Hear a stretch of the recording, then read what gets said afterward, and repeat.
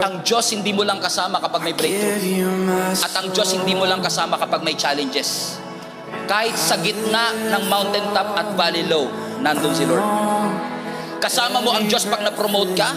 Kasama mo ang Diyos pag nawalan ka ng trabaho.